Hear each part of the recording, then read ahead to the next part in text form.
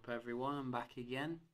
So I wanted to do a quick head-to-head between the HTC One M8, HTC's flagship for 2014, and the Lumia 930, which was recently released by Nokia. Obviously they're running different platforms, so there's going to be some differences in regards to the software that is going to be very subjective. But I think they're both flagships in their own right, and I think buyers will be concerned what offers the best value for money. Even though the HTC One M8 is still about £100 more than the Lumia 930, which can be picked up for about 400 quid from most places.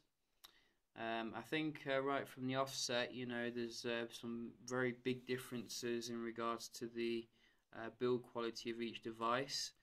I'd say that they're both very well built phones, but if I'm going to give my own personal preference as to which build quality I prefer, I'd give it to the HTC One. And no, it's not because it runs Android or anything like that. If it ran Windows Phone, I'd still choose it for being one of the best built smartphones ever. It just feels extremely light and thin, and you can't really beat that all metal build quality. It's just very nice to wake up to in the morning. It has a very cool kind of feel to it. Whereas the Lumia 930, it again has a nice sturdy build to it, but it does feel a bit more chunkier in the hand, and the feeling is somewhat similar to the Nexus 5 in that it has kind of like a plasticky feel to it. It's not a cheapish plasticky feel, but it's still plasticky, and I still think that the Lumia 925 offers a more premium build, but they both are quite sizable. They're quite tough to get your finger around. I'd say that probably the Lumia is a bit easier because it feels a little bit shorter, but they're roughly about the same in regards to one-handed usage. They are quite a stretch. On the back of each device you'll find different cameras, with the HTC One M8 coming with its ultra pixel 4 megapixel camera with dual LED flash. The PureView cameras on the Lumia, and that's a 20 megapixel camera with I think dual LED flash, and it also supports Dolby 5.1 audio recording. I think they both also have optical image stabilization as well, so very nice cameras on each of them. They both have their USB ports at the bottom. The speaker on the Lumia is on the back, unfortunately, whereas you get the speakers on the front on the HTC One M8. I don't know why manufacturers keep putting them on the back. It just seems to be a bit of a illogical thing to do. But I think where the Nokia does make up for that is where they've put the buttons, and that's on a nice place for your finger. Whereas on the One M8 you have to really stretch right to the top to reach the power button, and there's no physical camera button, unfortunately, so you are left a bit using the screen a bit for the camera more than you'd like to. In terms of the displays on each devices, you've got nice AMOLED screen on the Lumia, which is very vibrant and offers excellent colour reproduction, and it's just a very nice display. It's one of the highlights of the device, particularly with Windows Phone. It just makes everything pop and look very high contrasty. Again, with the HTC One M8 you're getting an excellent display of the LCD variety. It's a Super LCD 3 display on the HTC One, and it's quite interesting that it looks very AMOLED to me. because of how high the contrast levels are with everything. As you can see, I am running a bit low on battery on the HTC One M8 because I've not charged it yet, but its screen is definitely a high point of the device. I'd say that the outdoor viewability on the HTC One M8 is probably a little bit better than the Lumia, but you can adjust the screen a bit more on the Lumia to be less glarish if you wish. I think these adjustments were actually brought on by the Lumia Cyan update, which also allow you to change the brightness of the display, which is nice. So you've got an adjustment panel here, as well as a color profile panel here. Some people were saying that the display comes a bit purplish, so I've knocked it right to green to solve that. But I've got no color issues on the HTC One M8, so I've not really changed anything. In regards to the performance on each device, you're running a slightly newer processor on the One M8. It's a Snapdragon 801 versus a Snapdragon 800 on the Nokia. Nokia have been criticised a bit for putting in a last generation processor onto its flagship phone, but you'll find that performance is buttery smooth on both devices, and not really worth talking about really. They both absolutely fly through different apps, whether you're multitasking or just generally, doing lots of stuff at the same time. I think one area where the Windows Phone could improve on is sometimes with the app loading times. Now and again you find that when you go from one app to another, it takes a while to resume it. It doesn't happen on all apps, but it just seems to be a few of them.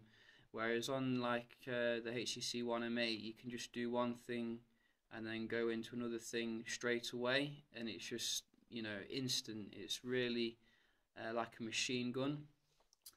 But in terms of performance, they both have 2 gigs of RAM, so you're not going to have any issues on these high-end handsets. It's not going to be an issue of lag at all whatsoever. Both are very nice experiences. Where they do differ a little bit, however, is in the camera department of things. The camera on the HTC One M8 is quite a polarizing one. It comes with its 4 megapixel shooter, which is an ultra pixel shooter, and I've noticed that it's very fast at focusing, extremely fast, and also taking the picture. I've had no issues whatsoever in regards to shots being out of focus or anything. The actual camera app that HTC provide is also quite good, much better than what you'll find on like the Nexus or Moto X or things like that, because they give you all the controls that you need to really customize the shot. HTC also have built in some excellent tools that you can use to refocus your shots using the secondary camera, which I've showed you. Well, I will have showed you on the review. So that's excellent if you have taken a shot and it's just out of focus or anything. But I think in most situations, because the focus is so quick, then you're not going to really have that issue anyway. In terms of the detail, I've found that the shots are very good overall, much better than what I expected for a 4 megapixel camera. It's just when you're zooming in, that's when you do find a slight loss of detail compared to some of the higher end, higher megapixel cameras out there, such as the Z2 and the Lumia 930. But I think most people won't be dissatisfied with the performance of it. It's just generally good in most situations, whether you're in low light or in good light. For the Lumia 930, I think most people will be very interested in buying the device primarily because of that 20 megapixel camera, which is a PureView camera. It can be accessed by holding down the dedicated camera button, and it generally starts up quite quick. I found that focusing isn't quite as quick as on the HTC One M8. It is quick, don't get me wrong, but I found that the HTC One M8 seems to be one of the fastest focusing devices that I've used, but it does take the shot quite quickly. You can't really rapid fire though. Maybe you can under the settings, in fact. Let me just double check that.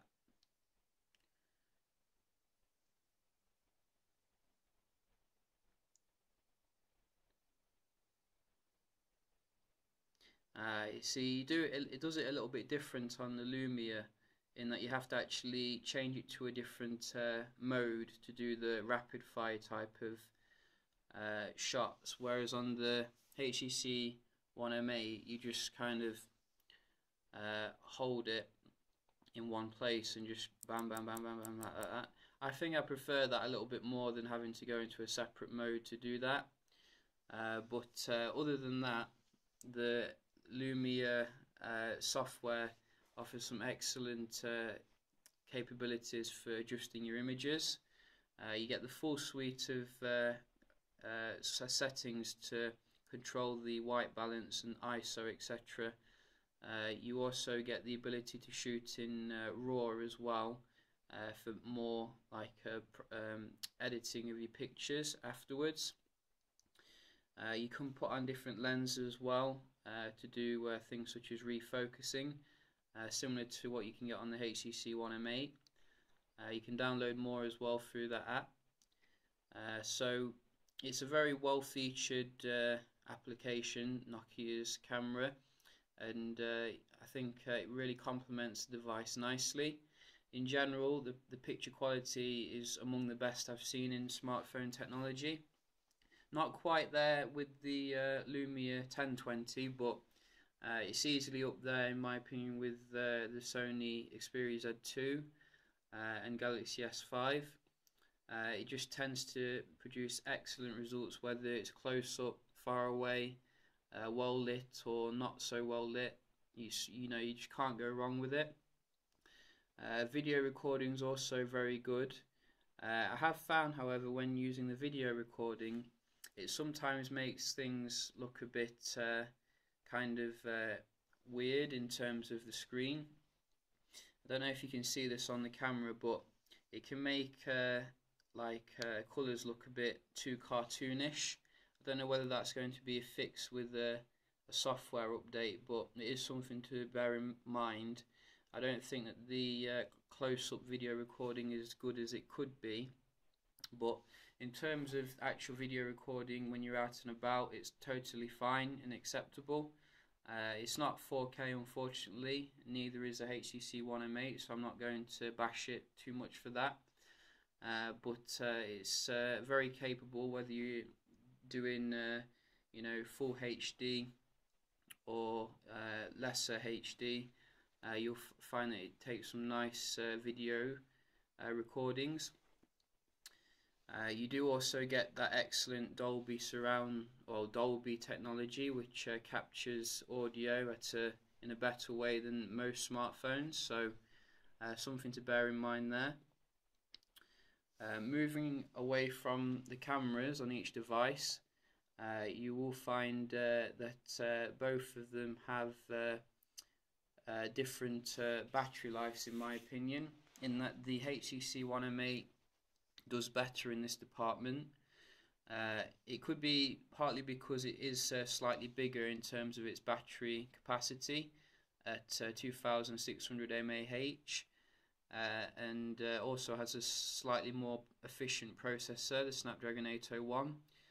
But I found that you can easily go 1 to 2 days of quite moderate to heavy use on the HTC One M8, Whereas the battery life on the 930 is good, but I wouldn't say you could go like 2 days or anything with moderate to heavy use. I think that it could go for roughly a day of moderate to heavy use, but then you will be looking for a charger like late in the evening. Battery life has improved since I've got it though, so hopefully they'll continue to push out updates for it and improve that. They both come with some nice battery saving apps as well to extend the battery life even further if you need it. The one on the 930 is a bit basic, but it does the job, whereas on the HTC you get much more in detail battery saver, which actually underclocks the processor among other things. So ultimately they both can be used to extend the standby time on both of them a bit more. But if you're just a heavy user, keeping the screen on and doing a lot of stuff on your device, then the HTC One M8 definitely has more mileage in that respect. You can expand to up to 128 gigs, which you can find that on the side there, little micro SD slot. Whereas on the Lumia 930, unfortunately, you can't expand the storage. It is fixed at 32 gigs, which will be a bummer to quite a few people, particularly as you can expand things like the Lumia 1320 and the Lumia 1520. It seems a bit weird how they've not given you that ability on the flagship 930, but other than that, 32 gigs is a decent amount, I guess. They both also take nano SIM as well, so if you're used to micro SIMs, you have to get used to this new format. Thankfully, on the Lumia 930, you can easily get access to the nano SIM area without a pin or anything. You can just put your nail in. I think all phones should actually do that, because I always end up losing those pins. You do need a pin, however, to get into the HTC One M8, which you can see the nano SIM ports on the side.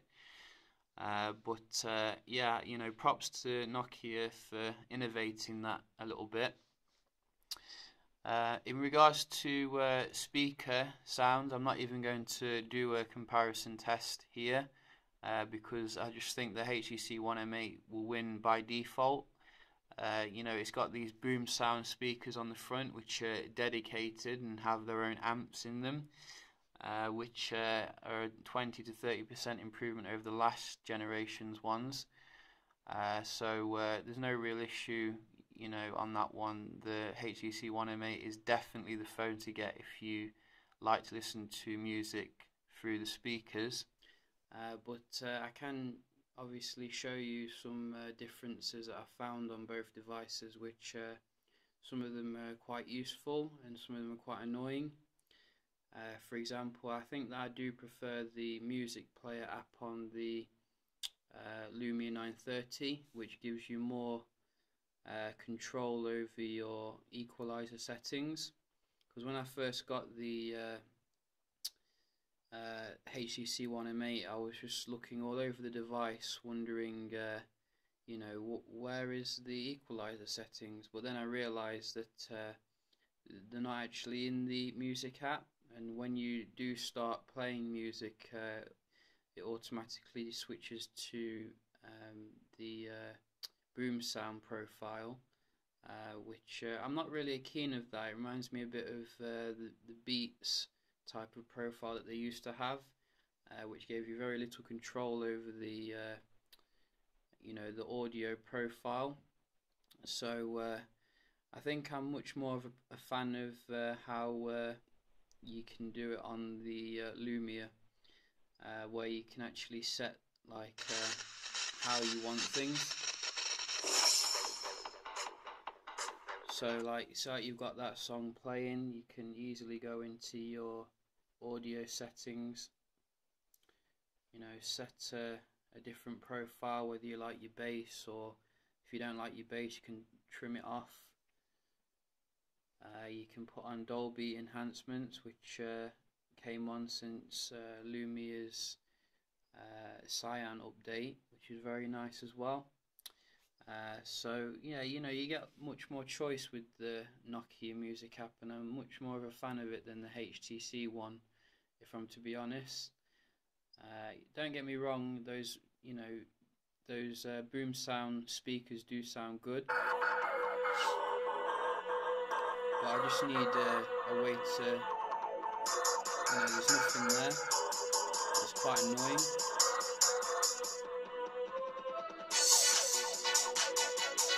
So yeah, just bear that in mind if you do like to fine tune your audio setting. It's a bit limited on the HTC one,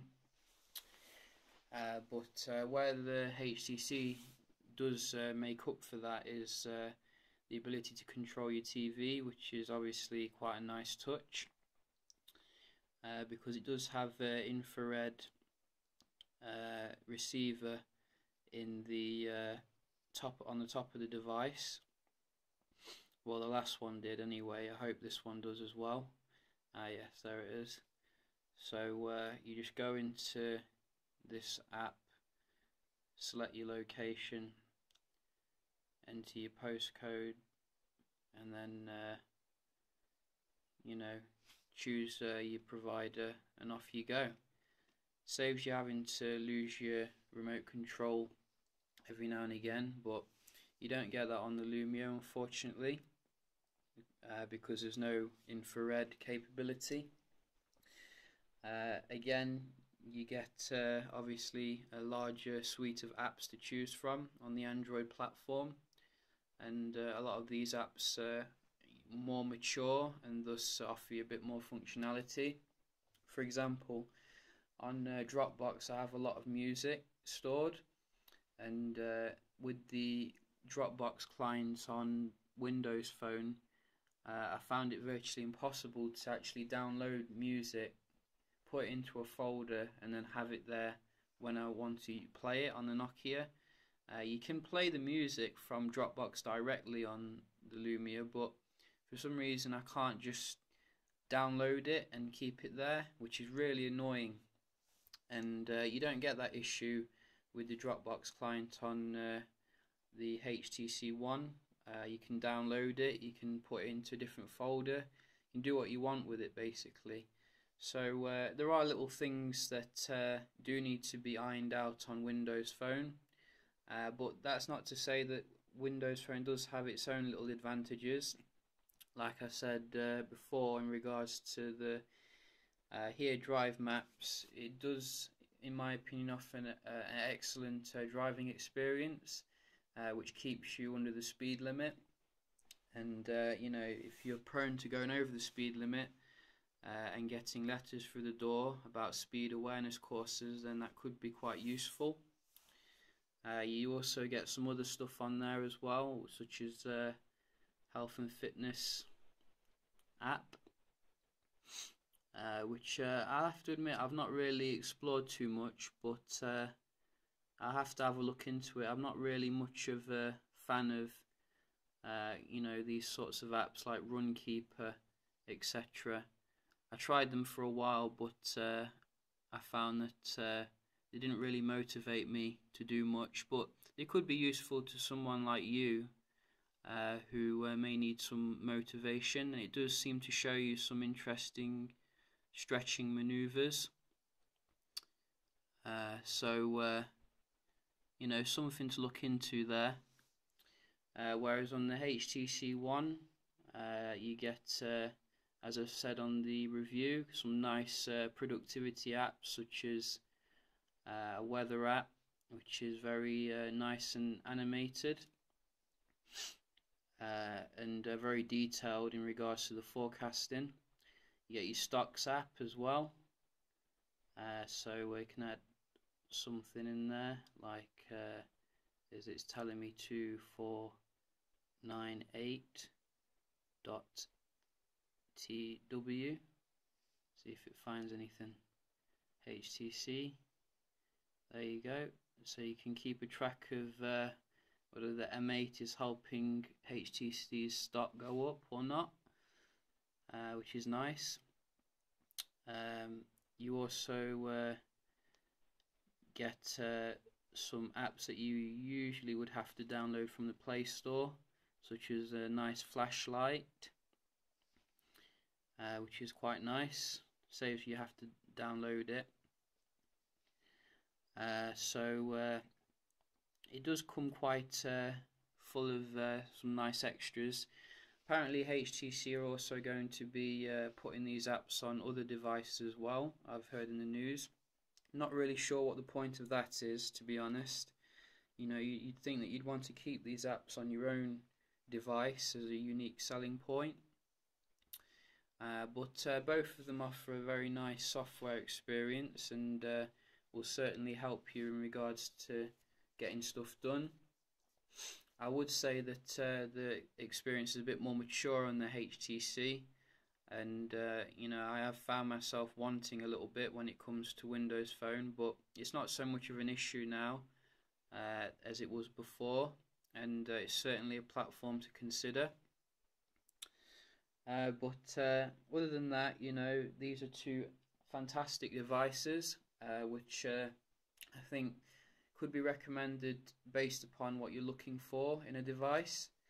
If you're looking for something which is a road warrior and has a fantastic build quality and just a general fantastic device all around, whether it's build quality, software optimization, etc., as well as access to some apps that you may need, then the M8 I think is probably the better choice, even though it is slightly more expensive.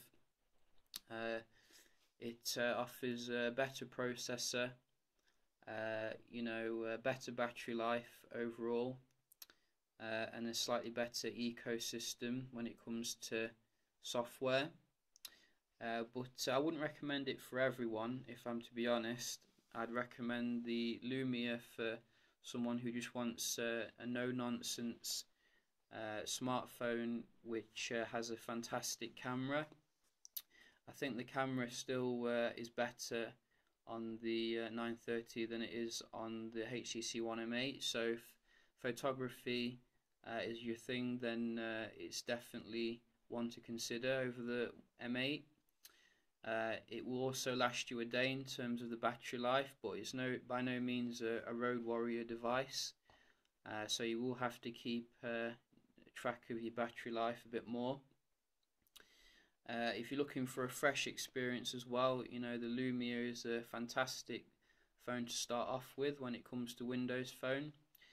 Just be aware of some minor things that Microsoft have done which probably not the best ideas, such as remove the ability to use Google search in the Internet Explorer. It's a bit of an annoying thing, that is, because obviously Google search is very relevant today still, and you should give the consumer the choice of what search engine they want to use.